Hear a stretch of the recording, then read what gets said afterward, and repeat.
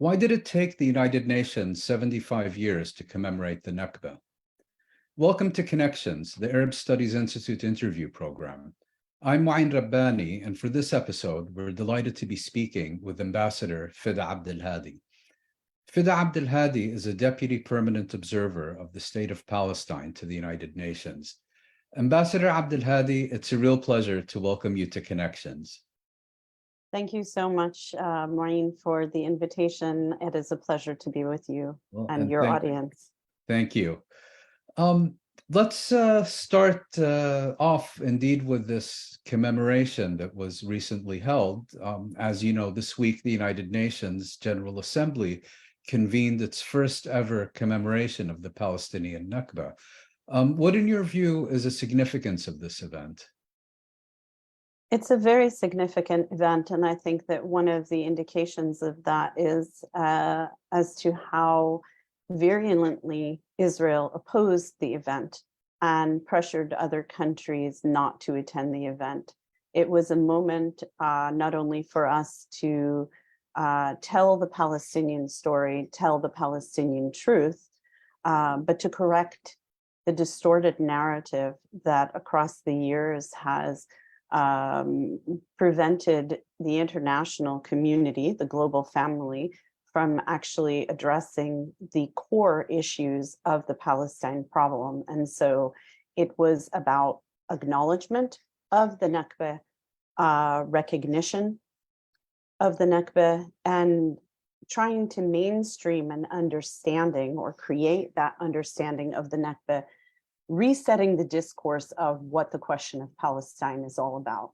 And that was why we were also very specific in our advocacy for this, to specify that there is an ongoing Nakba, a continuum of the ethnic cleansing, of the dispossession, of the forced displacement, of the persecution of the Palestinian people.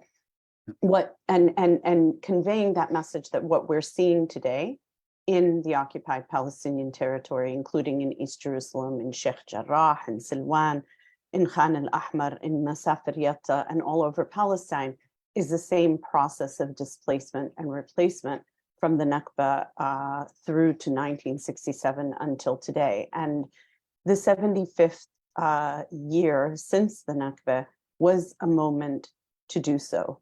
And I think that in the advent of the resolution that we had to legislate in the General Assembly in order to have this commemoration, because we were very cognizant of the pushback we would be having against Can I interrupt to ask, was this the first time that the State of Palestine sought to get such a commemoration? It was the first time that it happened in the General Assembly. The State of Palestine has had prior commemorations of the Nakba.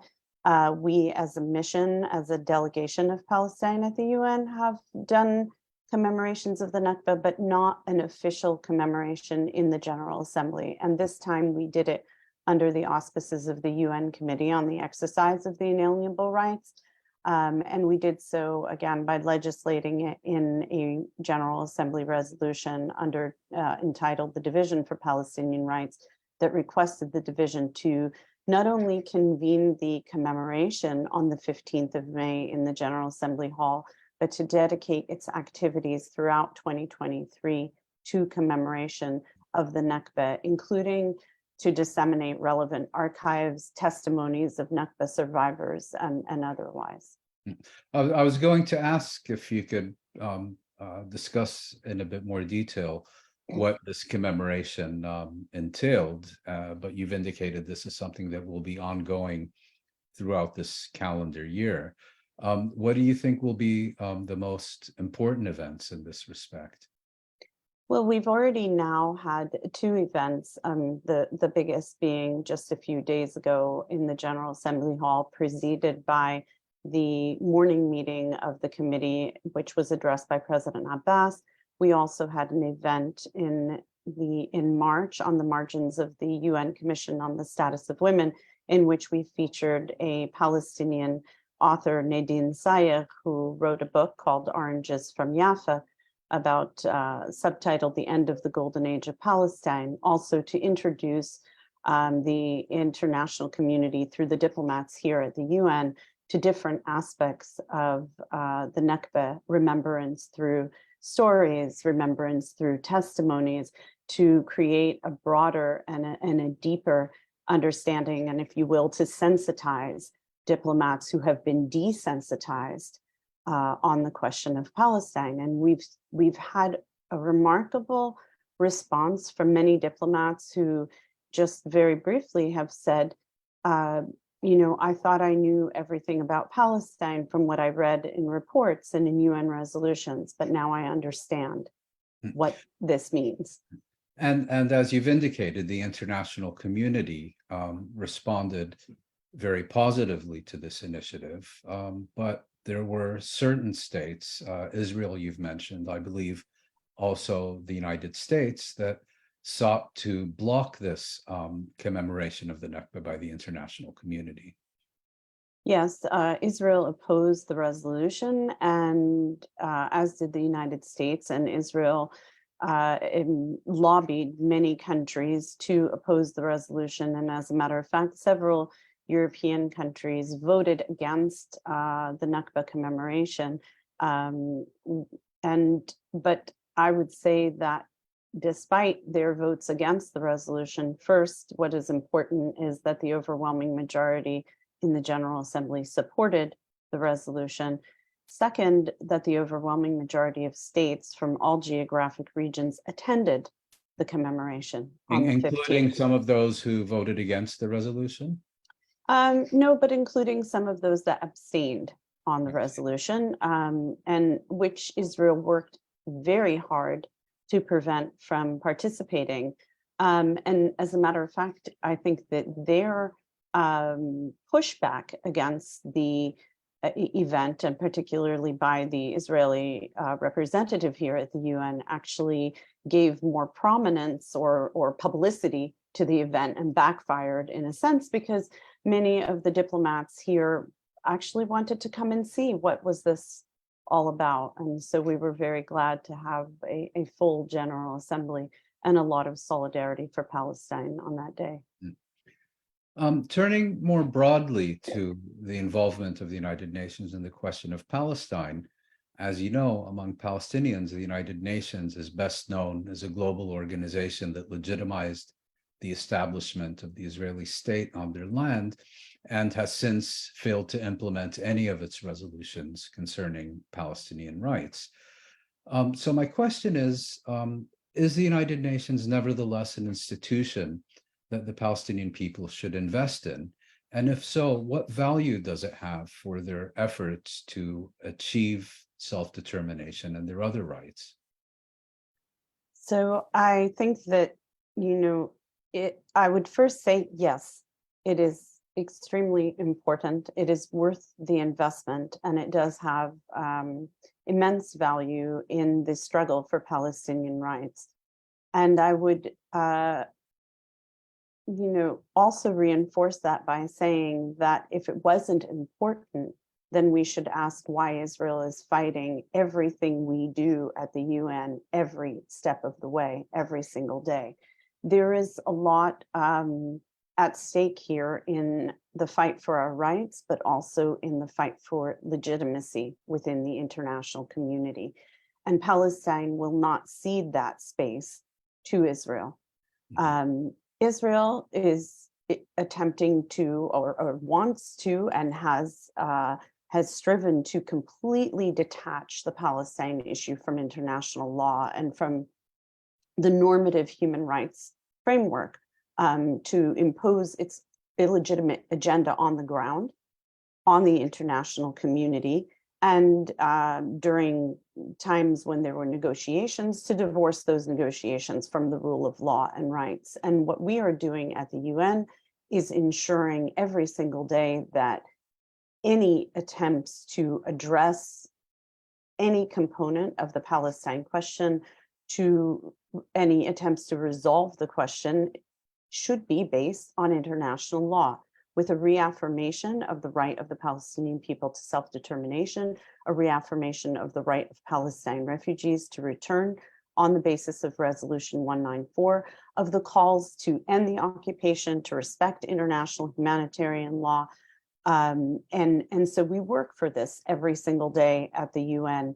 And these resolutions and these decisions by the UN do not come just by the grace of the international community. We do have to exert a lot of effort and invest a lot of our time and energy as representatives of Palestine to ensure the solidity of that international consensus, if you will, on the Palestine question. And we do it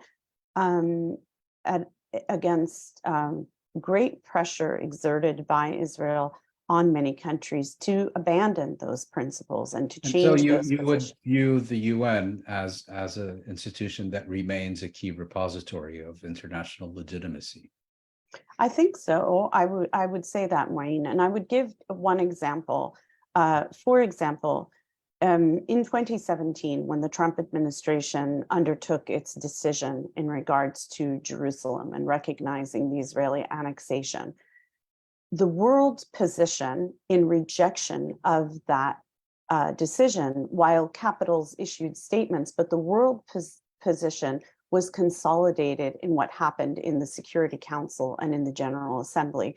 And that position, which in the Council, for example, was by a vote of 14 countries against one US That was in the veto. Security Council. In the Security Council, yes, was 14 countries and one US veto. Those 14 countries based their position on Security Council resolutions across the decades in regards to Jerusalem. And likewise, the result in the General Assembly. And so we would have to ask ourselves, in the absence of this legislation, where would we be? Where would the international position be on Palestine? It would be far less predictable, far less stable, and far less formidable. And again, I think that maintaining the backing of a solid majority of principal countries in the world is our strong suit. The UN is where we are strong and where Israel is continually trying to undercut and to undermine us. And again, it is because obviously in regards to the law, it doesn't have a leg to stand on. And so it continues in various different means to try to undermine our presence and our efforts at the UN. But that makes it all the more important to continue pushing forward.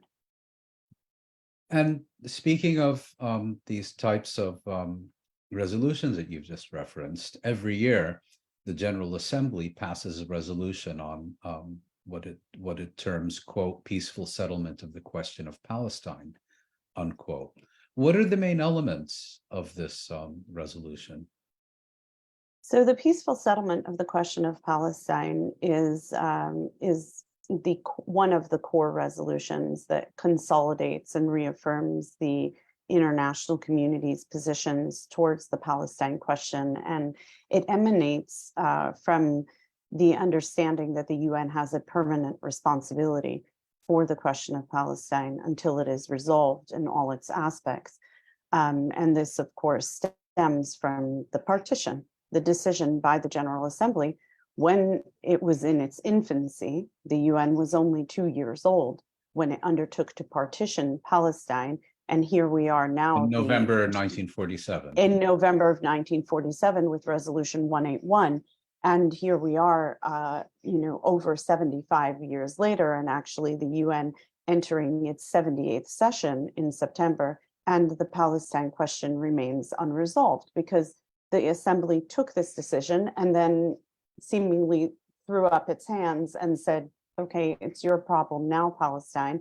But for us, it is also an international problem. It is the UN's responsibility to help us to find that solution. And so the peaceful settlement reflects those core principles of the international consensus on the Which Palestine.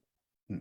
Well, it calls clearly for an end to the occupation that began in 1967. It stresses the illegality of the annexation of any part of the occupied Palestinian territory, including East Jerusalem. It calls for an immediate halt to settlement activities and land confiscation and home demolitions, and calls for the release of prisoners and an end to arbitrary arrests and detentions, and it calls for the pursuit of measures to ensure accountability, and it addresses the Palestine question as a whole. And I think, but most importantly, I do want to reaffirm that if anyone would open the resolution and look at it, again, the fundamentals of the Palestine question are there. And I would stress that in addition to calling for an end to the occupation and the withdrawal of Israel, it clearly, unequivocally calls for the realization of the inalienable right of the Palestinian people to self-determination, and clearly calls for a just resolution of the Palestine refugee question in conformity with Resolution 194, which affirmed their right to return and to just compensation. And this resolution is adopted every year by the General Assembly by an overwhelming majority of countries. And the majority of countries of the world are supposed to, in practice, harmonize their national legislation with the international legislation that they commit themselves to. And I want to say that this resolution also calls on countries not to render aid or assistance to settlement activities, including not to provide Israel with any assistance to be specifically used in connection with the settlements, and calls on countries to distinguish between the territory of the State of Israel and the territories occupied since 1967. And I think this is significant, although not well known. And we need to have more coordinated advocacy, I believe, governmental and non-governmental, to hold countries to these commitments, to appeal to them, to act on those commitments. On that point, how Mhm. would you respond to those who say that this resolution, peaceful settlement of the question of Palestine, is actually just ink on paper, and that the international community endorses it every year because it's a cost-free manner of going through the motions of supporting international law, while in practice aiding and abetting Israel and its policies in all manner of illegal ways? How would you respond to that criticism?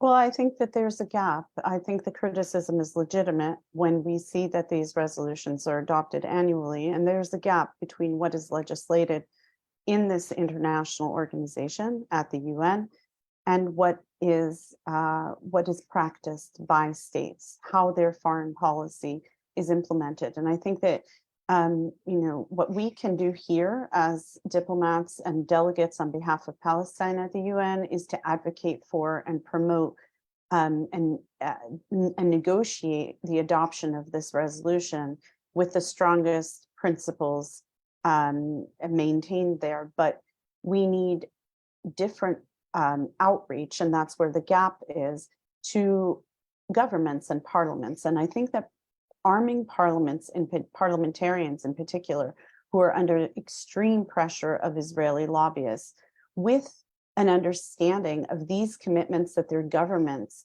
have endorsed, will help them to confront the pressures of the Israeli lobby and the negligence of their own governments, insisting that these legal, human, and moral commitments are upheld, rather than allowing their governments to give in to the distortions and the intimidation and pressure of the Israeli lobby. And I think that we see that in every country, and very grossly here in the United States, where US congressional representatives are repeating Israeli talking points, with the exception of a handful who are well aware of this kind of legislation and of the principles. And of course, I mean, I'm not diminishing the politicization of it, but I'm saying that Palestine has a lot of friends around the world, and rather than ceding the parliamentary space to the Israeli lobby, we should be engaging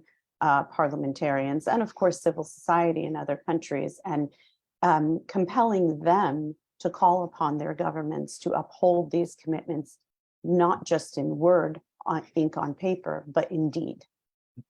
And at the General Assembly, the international community, of course, does have the capacity to promote its views and its consensus on the Mhm. question of Palestine. But at the Security Council, as you know, it's a very different situation where, particularly since the 1980s, the international community is unable very often to express its views, which I think is important for Palestinians because the Security Council has much more authority to implement its decisions than does a General Assembly. You've spoken repeatedly of Israeli opposition and obstruction, but in the Security Council, the international community is, I think, obstructed not so much by Israel, but by its main sponsor and strategic ally, the United States. Yes, and that's correct, Maureen. And of course, that is because of the use of the veto and the threat of the use of the veto that has oftentimes prevented Security Council legislation on Palestine, particularly in regards to practical measures that has prevented such resolutions from being adopted. And as you said, post 1980s, the use of the veto became very prevalent. We do have a very important resolution that was adopted in the Security Council in 2016 in the last months of the Obama presidency, and since then we have had no legislation in the Security Council. There was a presidential statement that was issued in February of this year, which was the only, let's say, articulation by the Security Council of its position on the question of Palestine in all of these years, including, again, as we said, since the US recognition or an endorsement of Israel's annexation of Jerusalem in December of 2017. And so there is a real problem in the sense of the paralysis of the council, and I would even say the delinquency of the Security Council in upholding its charter mandate as in regards to the Palestine question.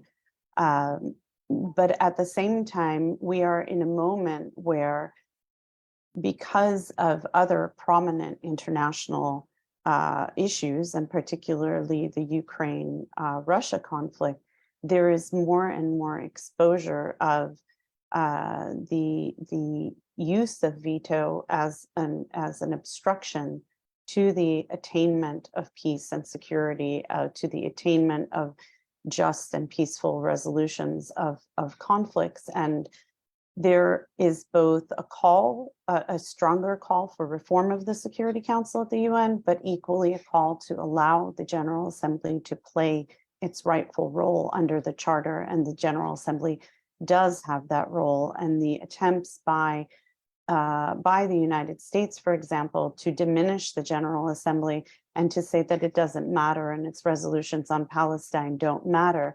It is quite interesting to watch now the United States say, well, if the Security Council is blocked by a Russian veto, then we will go to the General Assembly, and the General Assembly does matter.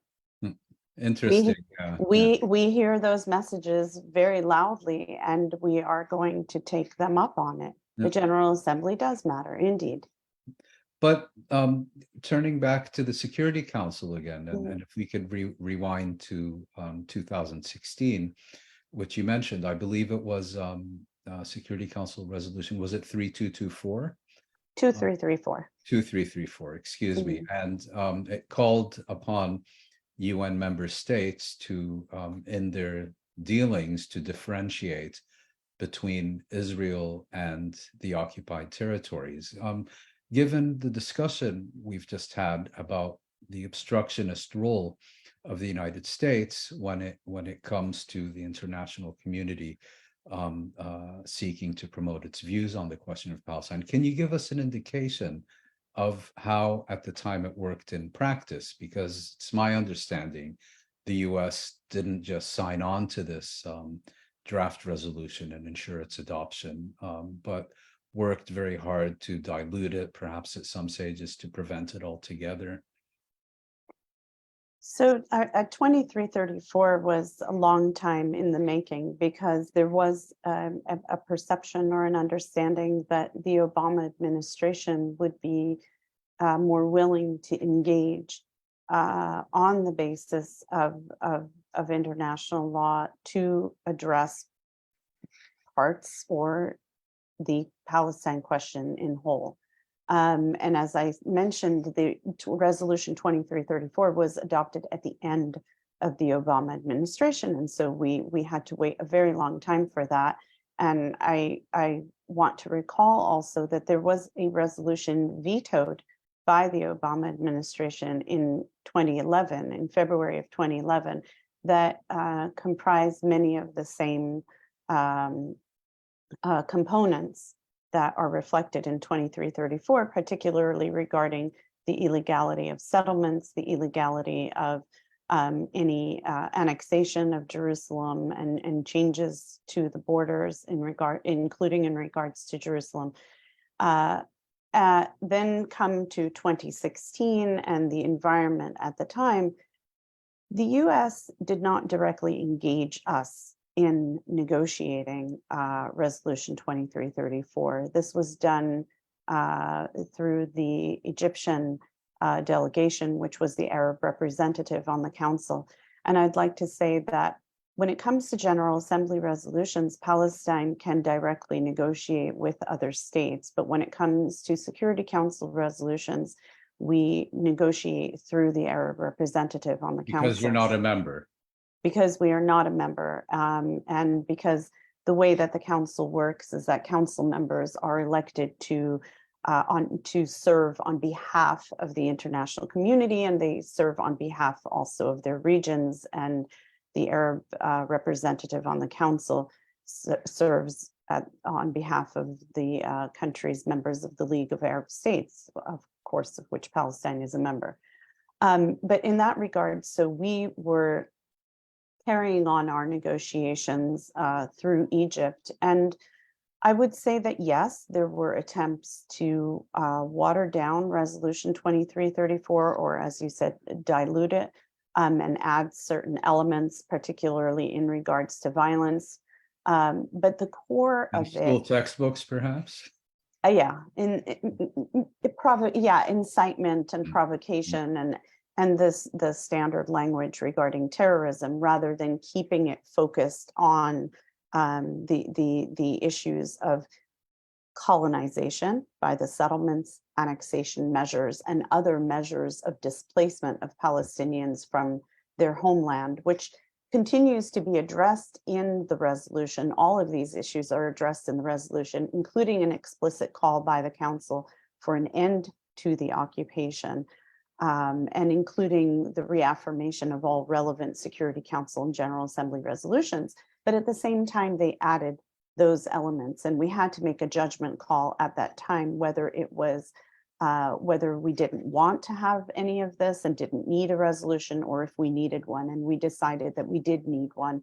And in many analyses, Resolution 2334 is even more expansive, and it is in its explicitness, than Resolution 242 in 1967. And so we also saw Resolution 2334 as an opportunity to correct and to close some of those gaps that were left by Resolution 242, with the clarity of the necessity of Israel ending its occupation of all of the territories occupied since 1967, including East Jerusalem.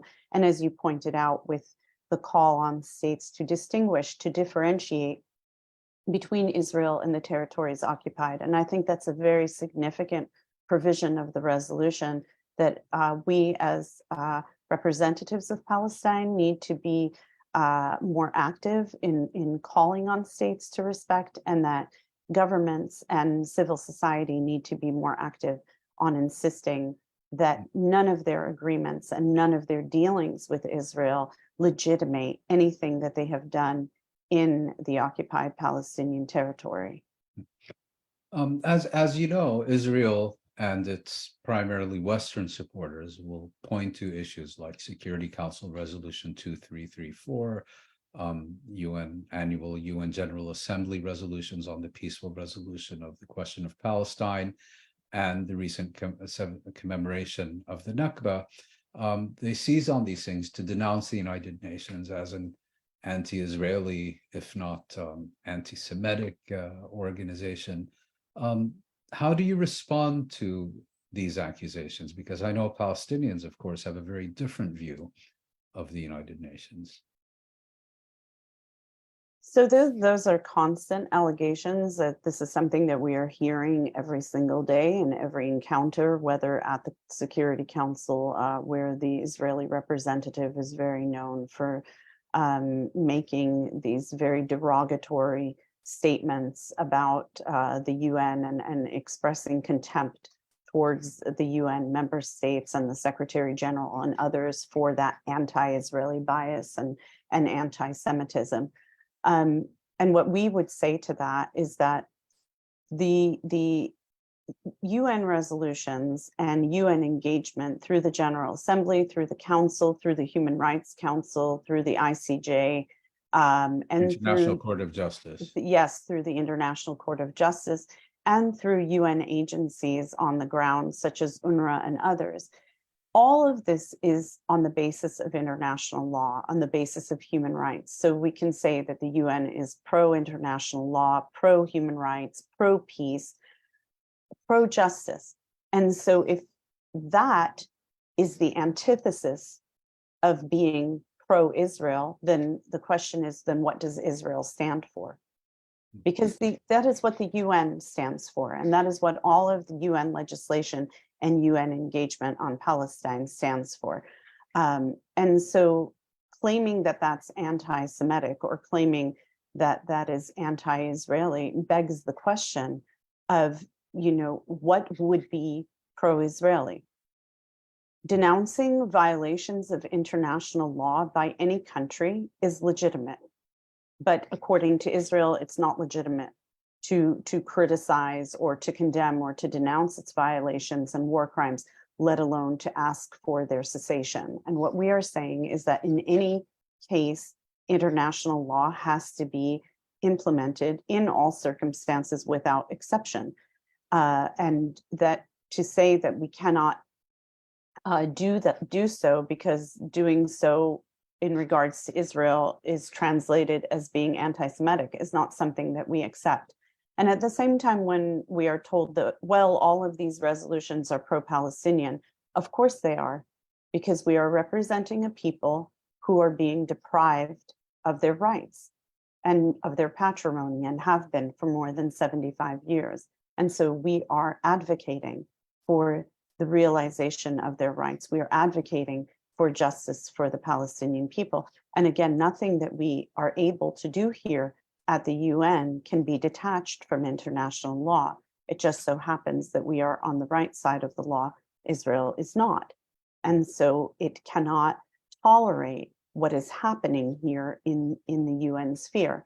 But just a final point on that, that even the claim of anti-Israeliness is false and contradicted by the fact that the international consensus to this moment remains that of the two-state solution. And by virtue of affirmation of endorsement of the two-state solution, the international community has articulated in no uncertain terms a call for Israel and Palestine to live side by side in secure and recognized borders on the basis of the pre-1967 lines. So Israel needs to be clear. It does not agree to any UN resolutions because it does not agree not only to Palestinian rights and to recognition and fulfillment of Palestinian rights, but doesn't even agree to the bare minimum that the international community has endorsed, which is the two-state solution. Mm-hmm. You mentioned UNRWA, the United Nations United Nations Agency for Palestine refugees, and you, in your many years at the Palestine Mission at the United Nations, have followed the Palestinian refugee file in great detail. I wanted to ask you, what are the main initiatives in this regard? We saw, for example, during the Trump years, there was a concerted and, if I may add, an extraordinarily vulgar effort by, I think in particular, one of Trump's minions, was it Greenblatt? And Uh, Kushner. and Kushner, to basically say, Palestinian refugees don't exist, UNRWA should be abolished. And then I think they changed tack, of not so much launching a frontal assault on UNRWA's very existence, but trying to hollow it out from the inside by depriving it of funding. What do you see as the main initiatives with respect to the refugee file? So on the refugee file, this is one of our primary files, and the mandate of UNRWA and its renewal every 3 years at the UN is also one of our primary responsibilities. And so our work at the UN and our advocacy is focused on, I would say, 3 dimensions: the political dimension, ensuring political support to UNRWA, but more importantly, to the rights of the Palestine refugees, and reaffirming the right to return and the right to just compensation, which we do every year in the relevant resolution, to ensuring financial support to UNRWA to ensure the continuity of its operations and delivery of humanitarian assistance to the Palestine refugees in all, as UNRWA calls it, fields of operation. And the agency has 5 fields of operations in Gaza, in the West Bank, in Jordan, Lebanon, and Syria. And then the third is the humanitarian dimension, in the sense of the substance of the humanitarian programs that are provided by UNRWA in education, healthcare, relief, and social services programs for women and youth. And so we are very focused on ensuring that the 5.8 million refugees who are registered with UNRWA are able to receive the necessary assistance from the agency. But as you said, we are facing constant threats and risks to UNRWA because of the opposition to it by Israel, and at a certain moment in time, as you noted, under the Trump administration, from the US. And that, quite frankly, distracted from what was the essence of the issue, because again, we have always been focused on strengthening the mandate of UNRWA to ensure its provision of services specifically for the well-being, protection, and dignity of the Palestine refugees, pending a solution to their plight, which again is part of the UN's permanent responsibility in the creation, in regards to its role in the creation of the Palestine refugee plight. But unfortunately, we have to spend the bulk of our time appealing, mobilizing for funding for UNRWA because of the attempts to bring it to collapse or to undermine its operations by depriving it of funding, because UNRWA is reliant on voluntary contributions from states, and the United States, up until the Trump years, was the major donor, one of the largest major donors to UNRWA, surpassed only by the European Union. But the attacks against UNRWA have hurt its credibility, and it's been politicized. And Israel, and during the Trump years, when Kushner and Greenblatt were going against it, they managed to persuade other states to withdraw their funding from UNRWA. And of course, as we all know, there's a lot of competition in the humanitarian space because there's so much humanitarian need globally.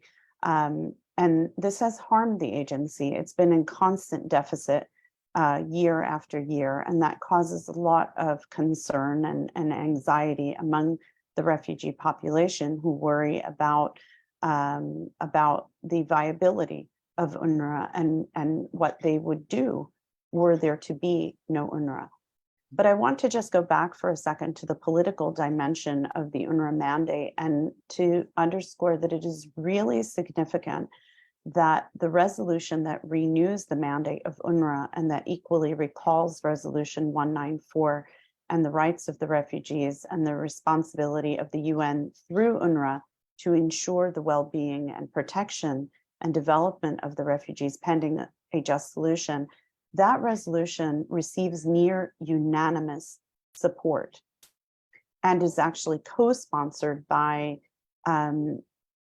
dozens of states, including the entirety of the European Union, one by one.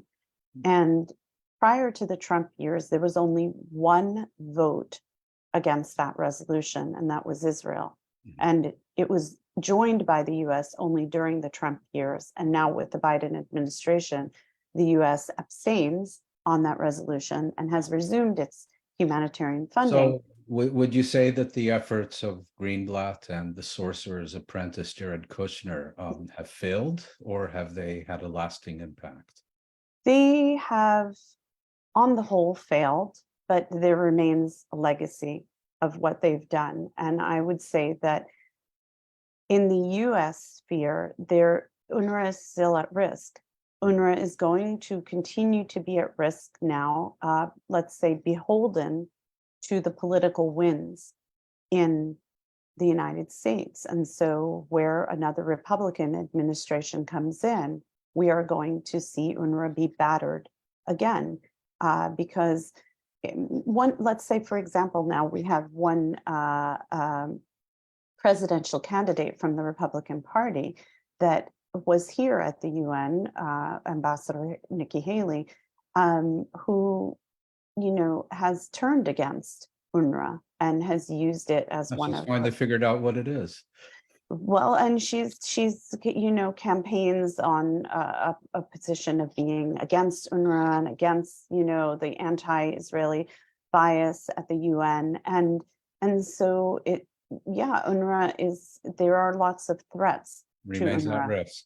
It definitely remains at risk, and it makes it all the more imperative that we continue to find ways to insulate the agency and to get support for the agency, including from the Arab countries to help offset those kinds of risks. Because what they figured out when this resolution was coming up for a vote year after year, and Israel was the only country voting against it. This is the renewal of UNRWA's mandate. The renewal of UNRWA's mandate, and that the mandate is renewed every 3 years, but the resolution is adopted every year because that's the resolution that also reaffirms 194. And when they figured out that there was no way to bring a stop to that resolution as the way to bring an end to the international community's position on the Palestine refugees, they thought, well, let's do away with UNRWA, and maybe that will make the Palestine refugee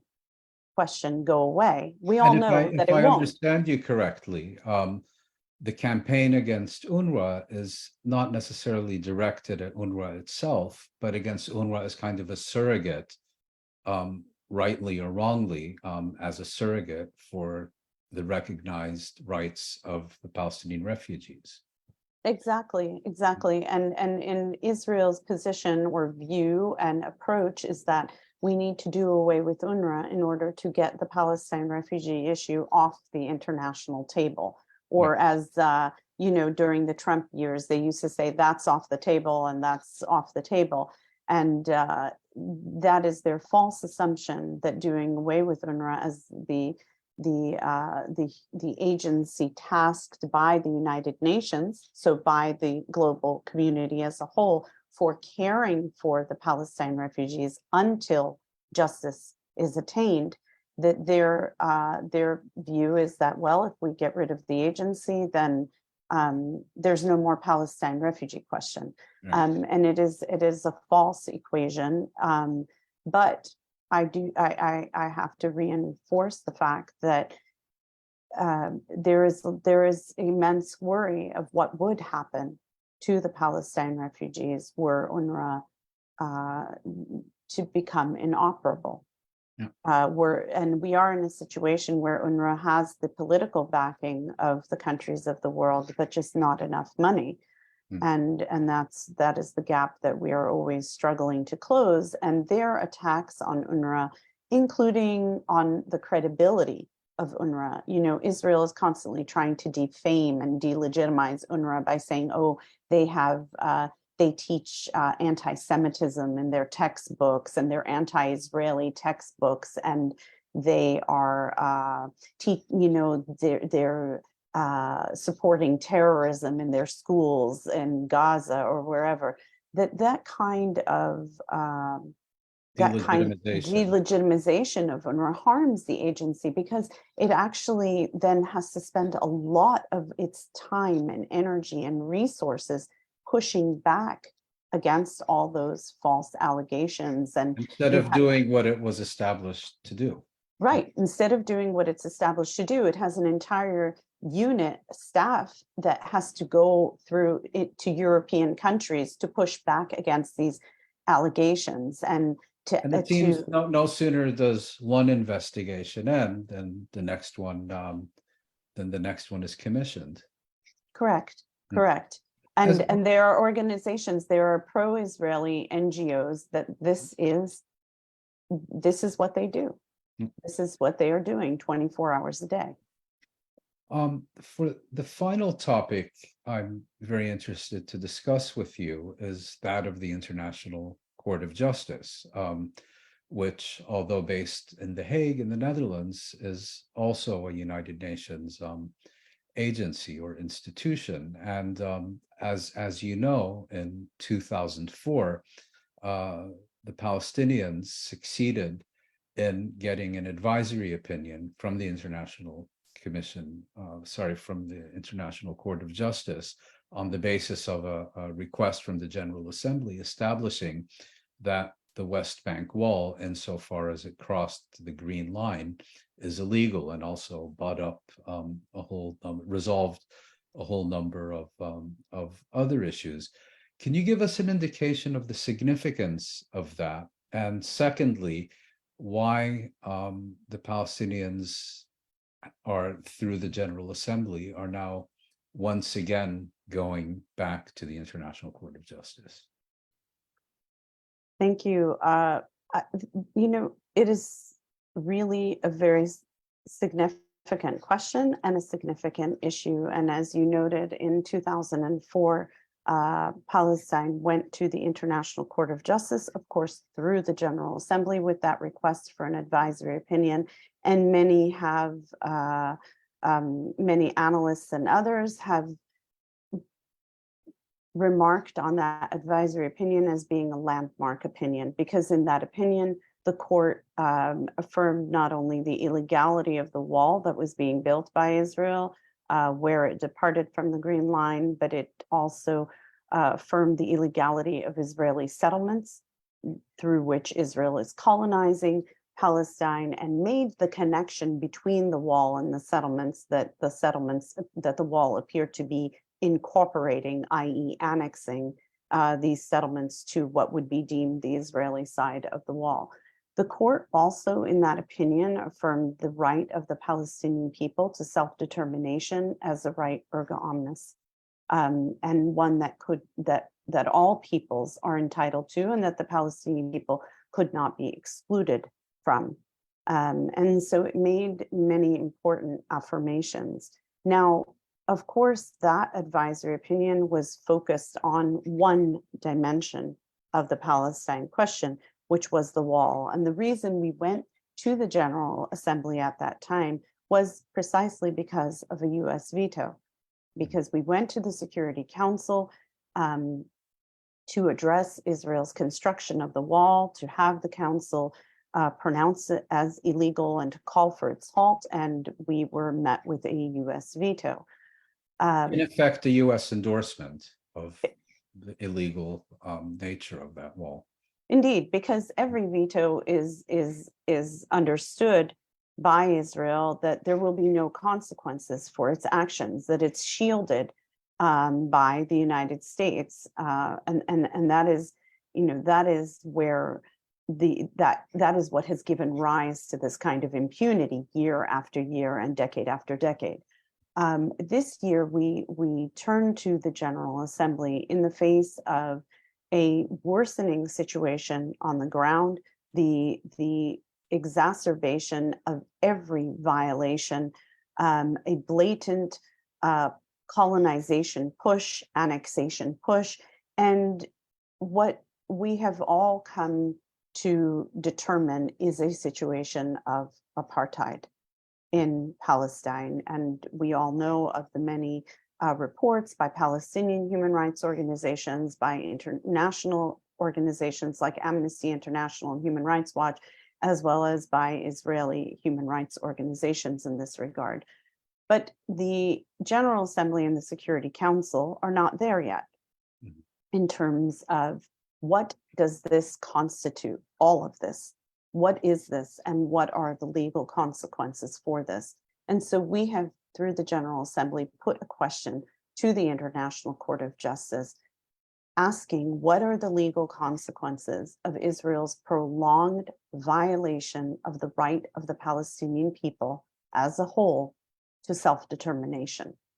And what are the consequences of its prolonged colonization and annexation of the Palestinian territory through settlements, and including in regards to its annexation of Jerusalem? And what are the consequences of its discriminatory measures and policies against the Palestinian people? And if the court is to examine the question on the basis of international law, humanitarian and human rights law, then we are expecting the court to deliver another significant consequential advisory opinion, to provide legal guidance for states as to how to address this situation, how to engage with Israel. And what would that entail in your view? It would have to entail concrete accountability measures. Are you also seeking a ruling that Israel's very presence in the West Bank and East Jerusalem and its continued occupation of the Gaza Strip is illegal? In other words, that it's not a military occupation that can be recognized, that has a status under international law with illegal policies, but that its very rule in these territories is illegal.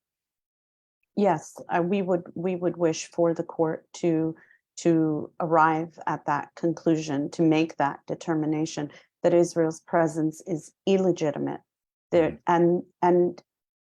that countries cannot deal with it as the legitimate power, the occupying power in our land.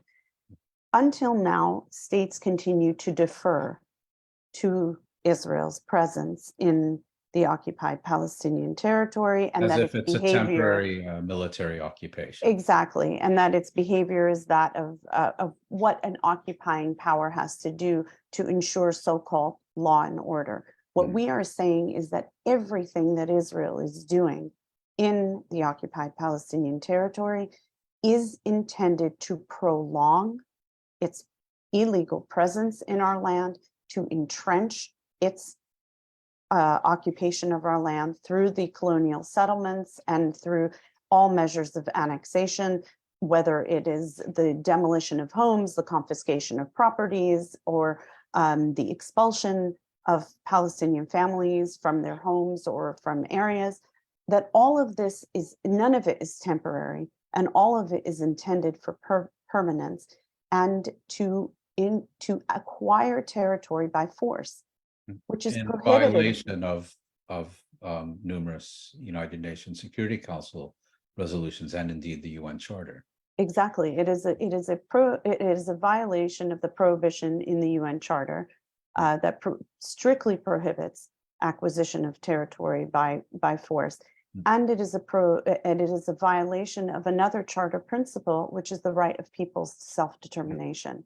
And so, just to be clear, advisory opinion by the International Court of Justice does not mean advice which you're free to accept or reject. I think it's a technical term, but it is obligatory upon UN member states. Is that correct?